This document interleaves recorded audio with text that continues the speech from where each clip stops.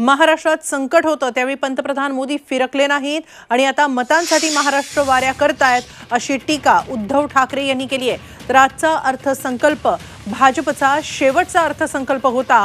पुढच्या वेळी अर्थसंकल्प मांडायला भाजपचं सरकार नसेल असं उद्धव ठाकरेंनी म्हटलंय। उद्धव ठाकरे सध्या रायगड दौऱ्यावर आहेत। आज पेण आणि अलिबागमधल्या सभेत उद्धव ठाकरेंनी मोदींवर ही टीका केली।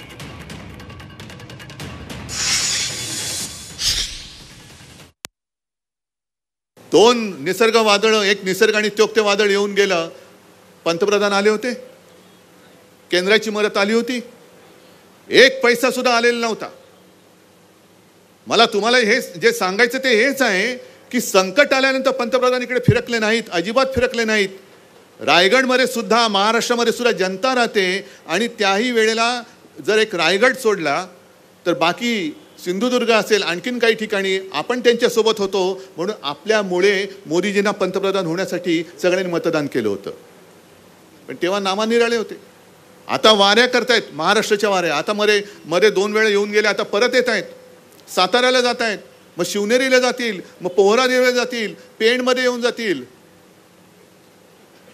जिकडे म्हणजे मतं पाहिजे असताना मेरे प्यारे देशवासियो, आज आता सुद्धा मी मगाच्या सभेत बोललो, तुम्ही कदाचित ऐकलं असेल, या चॅनलवरनं ती बातमी प्रसारित झाली। आपल्या देशाचा म्हणजे निवडणूक पूर्वी एक बजेट द्यावं लागतं। ते बजेट आज निर्मला सीतारामन आपल्या देशाच्या अर्थमंत्री आहेत, त्यांनी मांडला।